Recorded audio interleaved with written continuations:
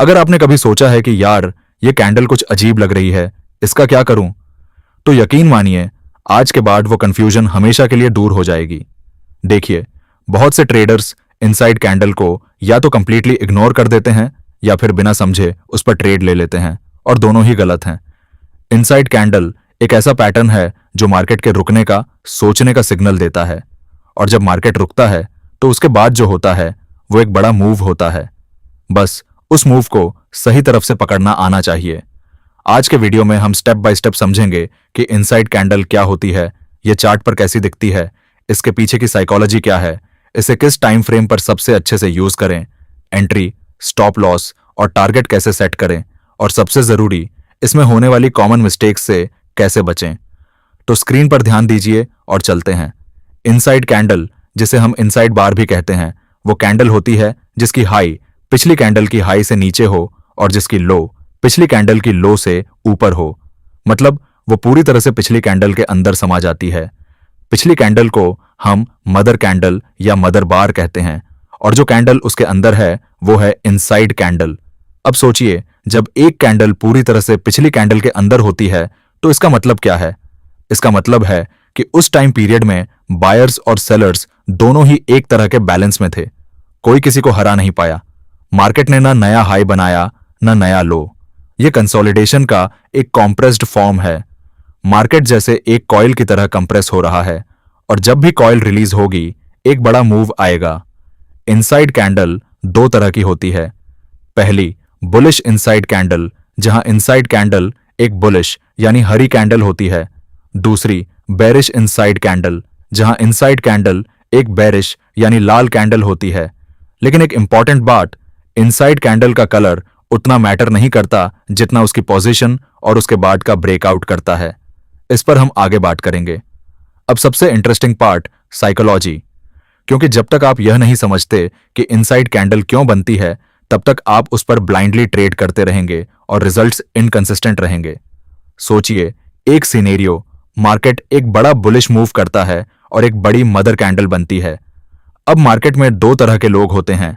एक वो जो उस बड़े मूव के साथ थे और प्रॉफिट में हैं, वो अब थोड़ा रुक कर देख रहे हैं, और दूसरे वो जो उस मूव में मिस हो गए, वो सोच रहे हैं कि क्या अभी भी एंट्री मिलेगी।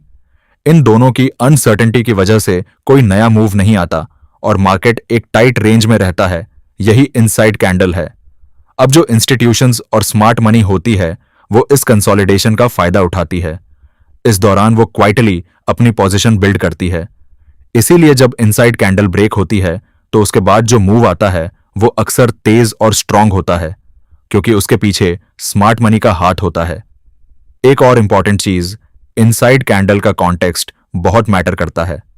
अगर इनसाइड कैंडल एक स्ट्रांग अपट्रेंड में बन रही है तो यह एक बुलिश कंटिन्यूएशन का सिग्नल हो सकती है। अगर यह एक मेजर रेजिस्टेंस लेवल के पास बन रही है तो यह एक रिवर्सल का सिग्नल हो सकती है। और अगर यह किसी बड़े स्ट्रक्चर के अंदर बन रही है तो यह मार्केट के अगले डायरेक्शन के डिसाइड होने का वेट हो सकता है। इसीलिए अकेली इनसाइड कैंडल देखकर ट्रेड नहीं करना, उसका कॉन्टेक्स्ट देखना बहुत जरूरी है। अब बात करते हैं कि इनसाइड कैंडल किस टाइम फ्रेम पर सबसे अच्छी तरह काम करती है। देखिए, इनसाइड कैंडल हर टाइम फ्रेम पर बनती है, 1 मिनट से लेकर वीकली तक। लेकिन जितना हायर टाइम फ्रेम होगा उतनी ज्यादा रिलायबिलिटी होगी, क्योंकि हायर टाइम फ्रेम पर बनी इनसाइड कैंडल के पीछे ज्यादा वॉल्यूम और ज्यादा डेटा होता है।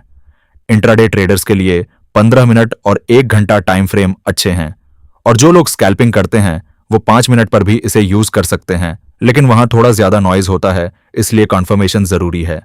अब बात करते हैं सेटअप की पहचान की। एक high quality inside candle setup में क्या होना चाहिए? पहली बात, मदर कैंडल स्ट्रांग होनी चाहिए, मतलब उसकी बॉडी बड़ी हो, विक छोटी हो। अगर मदर कैंडल खुद एक डोजी है या बहुत ज्यादा विक्स वाली है तो वो स्ट्रांग मदर नहीं है। दूसरी बात, इनसाइड कैंडल अच्छे से इनसाइड हो, मतलब उसकी हाई और लो दोनों क्लियरली मदर कैंडल के रेंज के अंदर हों, बिल्कुल एज पर नहीं। तीसरी बात, इनसाइड कैंडल किसी मीनिंगफुल लेवल के पास हो, जैसे कि सपोर्ट, रेजिस्टेंस या कोई मूविंग एवरेज। चौथी बात, वॉल्यूम। इनसाइड कैंडल के दौरान वॉल्यूम कम होना चाहिए, जो यह कंफर्म करे कि यह जेन्युइन कंसोलिडेशन है। यह वो हिस्सा है जिसका आप सबसे ज्यादा इंतजार कर रहे थे, एंट्री कैसे लें, स्टॉप लॉस कहां रखें और टारगेट क्या हो। तो चलिए इसे क्लियरली समझते हैं।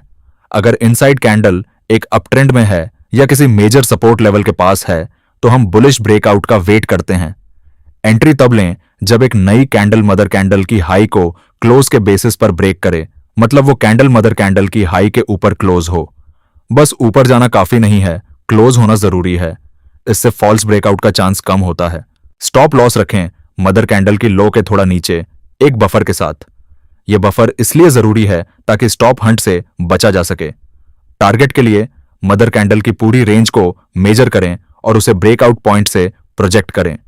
यह आपका मिनिमम टारगेट होगा। अगर ट्रेंड स्ट्रांग है तो आप ट्रेलिंग स्टॉप लॉस यूज करके और ज्यादा प्रॉफिट ले सकते हैं। अगर इनसाइड कैंडल एक डाउन ट्रेंड में है या किसी मेजर रेजिस्टेंस लेवल के पास है तो हम बेरिश ब्रेकआउट का वेट करते हैं। एंट्री तब लें जब एक नई कैंडल मदर कैंडल की लो को क्लोज के बेसिस पर ब्रेक करे। स्टॉप लॉस रखें मदर कैंडल की हाई के थोड़ा ऊपर। टारगेट के लिए मदर कैंडल की रेंज को नीचे की तरफ प्रोजेक्ट करें। एक और टेक्निक है जो एक्सपीरियंस ट्रेडर्स यूज करते हैं, वो है लिमिट ऑर्डर एंट्री। इसमें आप मदर कैंडल की हाई या लो पर एडवांस में ही लिमिट ऑर्डर सेट कर देते हैं। इसका फायदा यह है कि आपकी एंट्री बेहतर प्राइस पर होती है और risk to reward ratio improve होता है। लेकिन नुकसान यह है कि अगर प्राइस ब्रीफली ब्रेक करे और वापस आ जाए, यानी फॉल्स ब्रेकआउट हो, तो आप फंस सकते हैं। इसलिए बिगिनर्स के लिए क्लोज बेस्ड एंट्री ज्यादा सेफ है। अब बात करते हैं उन गलतियों की जो ज्यादातर ट्रेडर्स इनसाइड कैंडल ट्रेड करते वक्त करते हैं। इन्हें ध्यान से सुनिए क्योंकि यह आपके काफी ट्रेड्स और पैसे बचा सकती है। सबसे बड़ी गलती, कॉन्टेक्स्ट इग्नोर करना। अगर इनसाइड कैंडल एक साइडवेज चॉपी मार्केट में बन रही है तो उसे इग्नोर करें। इनसाइड कैंडल का असली पावर तब होता है जब वो एक क्लियर ट्रेंड या एक सिग्निफिकेंट लेवल के पास बने। दूसरी गलती, विक से ब्रेकआउट को वैलिड मानना। अगर प्राइस ने मदर कैंडल की हाई को ब्रीफली क्रॉस किया लेकिन वहां क्लोज नहीं हुई तो यह वैलिड ब्रेकआउट नहीं है। यह एक लिक्विडिटी ग्रैब हो सकता है जहां स्मार्ट मनी आपके स्टॉप्स निकाल रही है। तीसरी गलती, बहुत सारी इनसाइड कैंडल्स एक साथ। अगर एक के बाद एक कई इनसाइड कैंडल्स बन रही हैं तो मार्केट बहुत ज्यादा इनडिसाइसिव है। ऐसे में ट्रेड का वेट करें। चौथी गलती, स्टॉप लॉस को मदर कैंडल की एग्जैक्ट लो पर रखना। हमेशा बफर दें, नहीं तो स्टॉप हंट का शिकार होंगे और आपका स्टॉप निकल जाएगा, प्राइस वापस आएगी और आप बाहर खड़े देखते रहेंगे। और पांचवी बात जो सबसे ज्यादा मैटर करती है, पोजीशन साइजिंग। इनसाइड कैंडल में स्टॉप लॉस कभी कभी बड़ा हो सकता है, खासकर अगर मदर कैंडल बड़ी हो। ऐसे में अपनी पोजीशन साइज एडजस्ट करें ताकि आपका टोटल रिस्क पर ट्रेड आपके टोटल कैपिटल के 1 से 2% से ज्यादा ना हो। अगर आज का यह वीडियो आपके लिए हेल्पफुल रहा, अगर इनसाइड कैंडल अब आपको पहले से ज्यादा क्लियर लग रही है तो नीचे कमेंट में लिखें इनसाइड क्लियर। ये 3 शब्द मुझे बताते हैं कि आप समझ गए और मुझे आगे ऐसे ही और डिटेल्ड वीडियोस बनाने की एनर्जी देते हैं। वीडियो को लाइक करें, चैनल को सब्सक्राइब करें